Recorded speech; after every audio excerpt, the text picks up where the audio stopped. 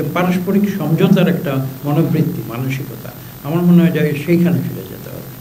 এবং এই যে সারাক্ষণ কনফ্লিক্ট, এর বিরুদ্ধে ওর বিরুদ্ধে, এই যে একটা পরিবেশ, এখান থেকে এই চক্র থেকে বাংলাদেশকে বের হয়ে আসতে হবে। এবং আমার বিশ্বাস যে দেখুন এই 13ই জুন একটি মিটিং হয়েছে, এটা অবাক কাণ্ড। আমি খোলাখুলি বলি, শেষ আমরা যেদিন ডক্টর ইউনূস সাহেবের সঙ্গে দেখা করি, আমি নিজে ডক্টর ইউনূসকে উদ্দেশ্য করে বলেছেন, আপনি শুধু নির্বাচনের দিনটি আপনি ঘোষণা দেন, দেখবেন যে বাংলাদেশের সব নৈরাজ্য একদিনে তুলে যাবে। তা আপনারা কি দেখতে পাচ্ছেন না? আমি কিন্তু বাংলাদেশের এখানে সেখানে যেখানে যাচ্ছি 13ই জুন পর থেকে দেখছি আসলে কিন্তু বাংলাদেশের একটা গুণগত পরিবর্তন হয়েছে 13ই জুনের মিটিংয়ের পরে। এটা কিন্তু অস্বীকার করার কোনো উপায় নেই, যে কথাই বলুক না কেন। মানুষ এখন উৎসাহী, একটা সামনের দিকে তাকাচ্ছে, মানুষ সেখানে চিন্তা করছে যে দেশে আবার গণতন্ত্র ফিরে আসবে। এই গণতন্ত্রের জন্যই তো বাংলাদেশ সৃষ্টি হয়েছিল। 71-এ কেন লক্ষ লক্ষ মানুষ জীবন দিয়েছিল? মানুষ কি স্বৈরতন্ত্রের জন্য জীবন দিয়েছিল? তারা তো বুঝেছিল যে পাকিস্তানের ভেতরে গণতন্ত্র হবে না, আমরা বাংলাদেশ একটা আলাদা দেশ চাই, কারণ আমরা একটা গণতান্ত্রিক রাষ্ট্রে আমরা বসবাস করি। মানুষ মন করে কথা বলতে চায়।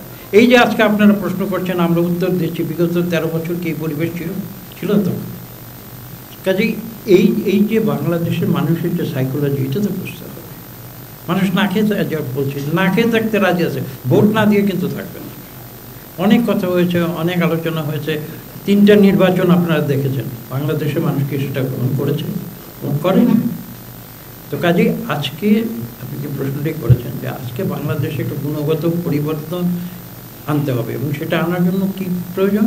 গণতন্ত্র প্রয়োজন, এবং গণতান্ত্রিক যে প্রতিষ্ঠান সেটাকে আমাদের গঠন করতে হবে, এবং সেগুলোকে পুনর্গঠন করতে হবে, শক্তিশালী করতে হবে, যাতে মানুষ তার গণতান্ত্রিক অধিকার এদেশে প্রয়োগ করতে পারে।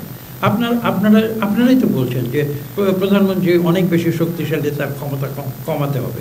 এটা মূলে কি রয়েছে? মূলে তো রয়েছে জবাবদিহিতা। জবাবদিহিতা যখন থাকে না, তখনই তো প্রধানমন্ত্রী অতি শক্তিশালী হয়ে যায়, যা চিন্তাই করে।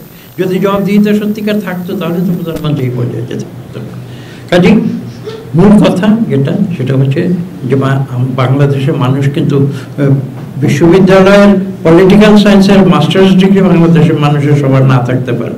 কোটি কোটি মানুষ যারা হয়তো স্কুলে যেতে পারেনি, বা যারা হাই স্কুলে যেতে পারেনি, বা কলেজে যেতে পারেনি, তারা কিন্তু পলিটিক্যাল সায়েন্স বোঝে না, কিন্তু তারা এটা বোঝে যে সরকারকে জব দিয়ে করাতে হবে। এটা কিন্তু তারা ঠিক বোঝে। এটাই তো পলিটিক্যাল সায়েন্সের মূল কথা।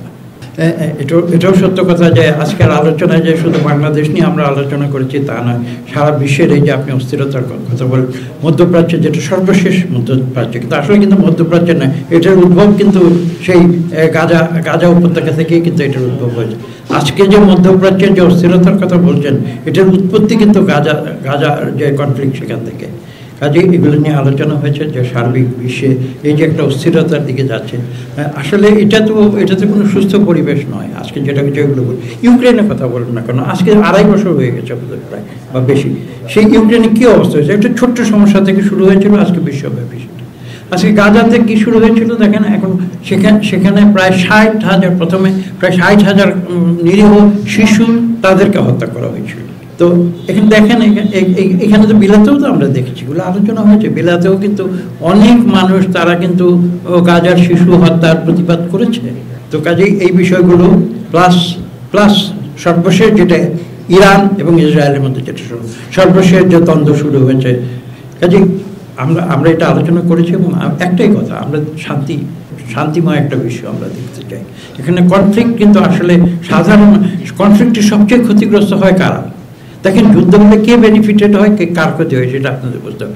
যারা সমরাস্ত্র বানায়, আজকে তো ড্রোন যারা বানায়, এই ব্যবসায়ী কমিউনিটি, তারা চায় যে যুদ্ধ হলে এগুলো ব্যবহার হবে, আরও তারা অস্ত্র বিক্রি করবে। কিন্তু ক্ষতিটা কার হচ্ছে? নিরীহ মানুষ, সাধারণ মানুষ। বম যখন পড়ে, তখন তো তারা ধনী দরিদ্র হিসাব করে বমটা পড়ে না, সবার উপরই পড়ে। তো কাজেই এই যে দ্বন্দ্ব, এই যে একটা পরিস্থিতি, এ থেকে বের হয়ে আসতে হবে, এবং আমরা একটা শান্তিময় বিষয় একটি দেখতে চাই। এই বিষয়গুলি নিয়ে আলোচনা।